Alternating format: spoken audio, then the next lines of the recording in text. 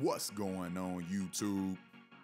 It's your boy Incredible Lino coming at you with another video. Now, before we get into it, you guys should already know it's 2K season. Personally, one of my favorite times of the year. Along with the anticipation of 2K, we already have the release of Madden, which only means that the NFL and NBA seasons are right around the corner. It almost feels as if it's a fiscal year, so to speak, in terms of sports, and that's very exciting. Now, 2K has been releasing its title earlier and earlier each year since about 2K15, when you could get a copy right around the beginning of October. Things have changed, and this year, if you pre-order the anniversary edition of 2K, you will be able to access the full game as early as September the 7th. If not, you will be able to get your hands on it 4 days later on the 11th. And if you're anything like me, the first thing you'll jump right into when you open the game is the rosters. I like to see all the players on their new teams. I also like to see which teams best fit my preferred playstyle. But most importantly, I like to see the ratings of all the players. And if you've been listening to the 2K community, then you know there's been a lot of controversy surrounding some of the ratings of the players that's been released. In the midst of all the disagreement, I decided to list the top 5 most controversial 2K ratings. And coming in at number 5, we have not 1, not 2, but 3 players, and you guessed it, it's the rookies. Jason Tatum, Donovan Mitchell, and Ben Simmons. Coming into their second year, they all received an overall rating of 87. For the sake of comparison, I feel like that's a little too high. I mean, they're rated over 2 guys specifically, Kemba Walker and Blake Griffin, who's been putting up all-star numbers for over 5+ years, and last year wasn't any different. They performed better than these guys in the regular season. Although they didn't make the playoffs, and while the opposite is true for the 3 rookies, their teams were at huge disadvantages. They didn't have the luxury of at least 2 of these 3 categories, at least good coaching, a talented roster, or the avoidance of the injury bug. To explain that point better, although the Boston Celtics were hit with the injury bug, they benefited from not only good coaching, but great coaching. And they had a talented roster. The Utah Jazz didn't have the most talented roster, but they were well coached and they avoided the injury bug. And the Sixers, they benefited from all 3. And we just can't say the same for the Hornets and the Pistons. Now, to be clear, they all had terrific seasons, they handled the playoffs well, and they look like they'll be studs pretty soon. But like I said in my last video, are we really gonna give them that much credit for a rookie campaign?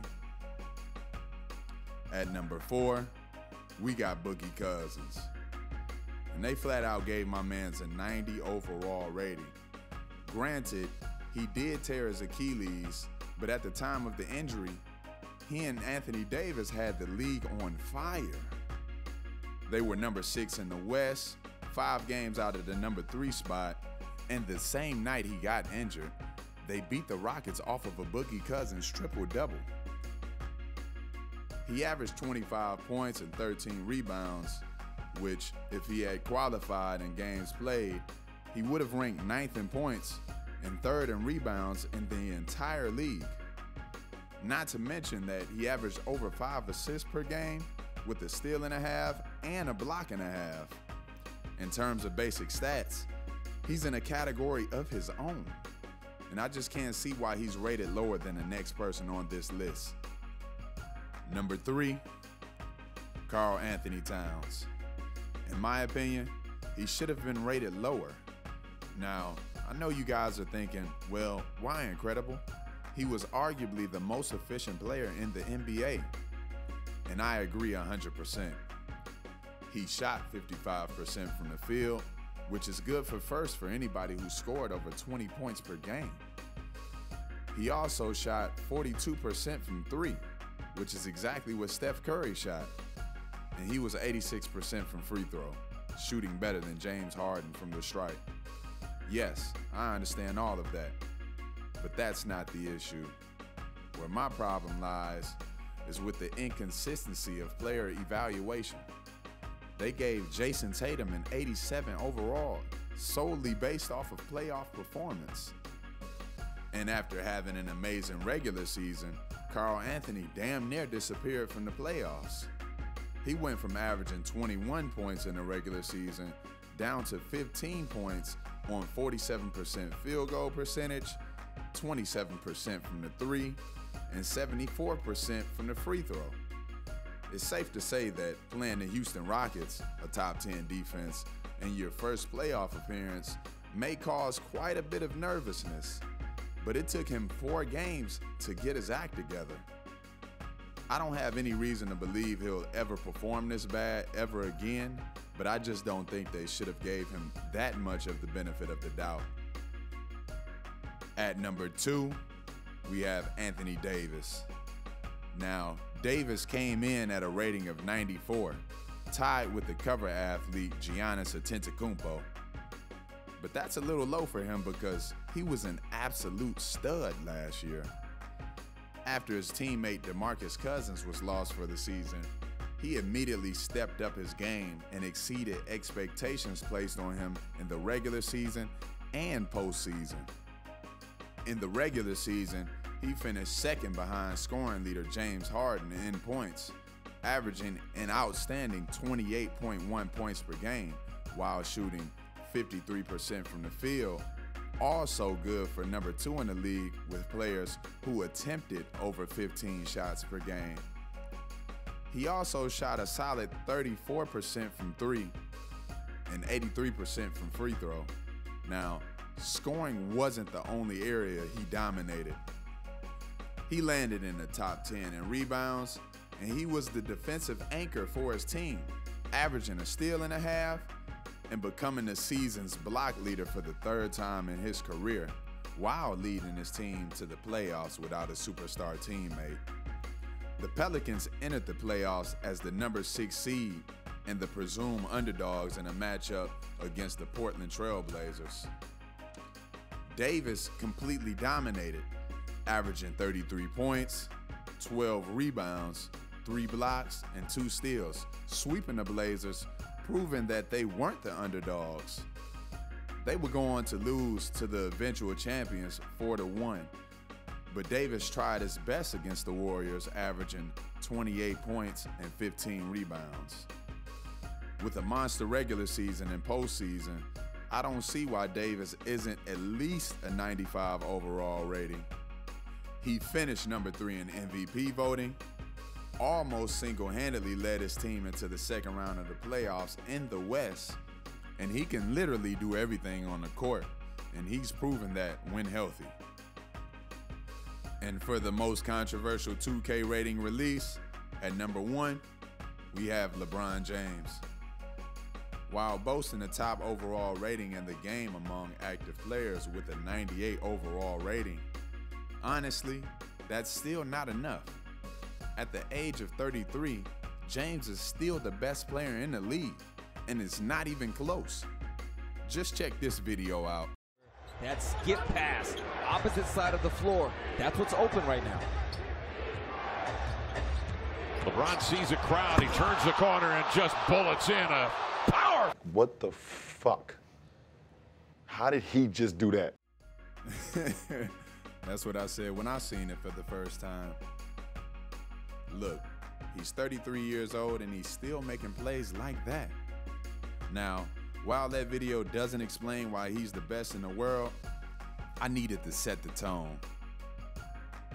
I don't like to assume, but the only logical reason I can think of why LeBron didn't receive a 99 overall rating is because not only did he lose in the NBA Finals, but it came at the hands of the dreaded sweep. While that looks bad, There are a lot of factors that played into this scenario. The first of them being is that the Golden State Warriors had arguably the most talented best 4 players on their roster than any other team in NBA history. Barring any injuries, Kevin Durant is a lock for a top 10 player of all time, and Steph Curry is a lock for most three-pointers made of all time. Klay Thompson is one of the best two-way players in the NBA, and he'll most likely finish top 5 in three-pointers. And last but not least, we have Draymond Green, who does everything else. Former Defensive Player of the Year, terrific rebounder, and he can handle the ball with great court vision. Not to mention that he's the emotional leader of this team.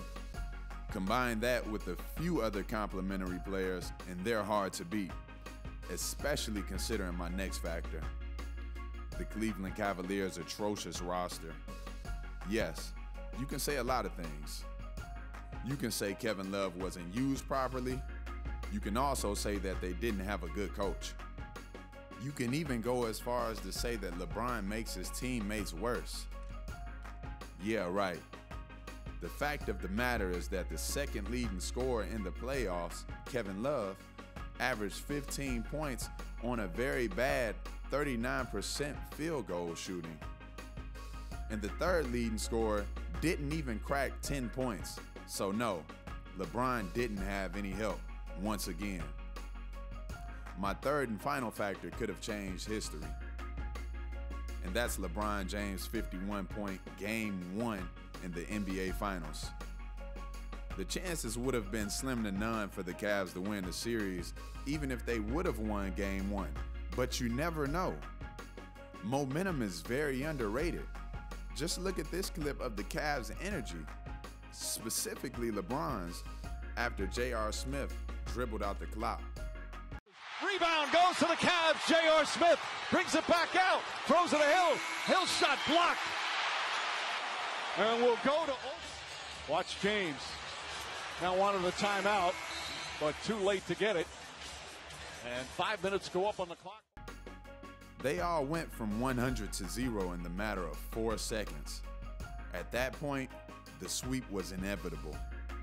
So if you use these factors to debunk or at least omit the dreadedness of this sweep, then there's no reason why LeBron shouldn't be 99. And that's my top 5 most controversial ratings for you guys. Make sure you comment on which guys you thought were rated wrong. Also, let me know what you guys thought I was right about and what you guys thought I was wrong about. As always, it's your boy Incredible Lino. If you liked the video, like the video. Also comment and subscribe. And when you subscribe, click the bell beside it if you want to be notified when I drop my next one. Thanks for watching, and I'll get at y'all next time.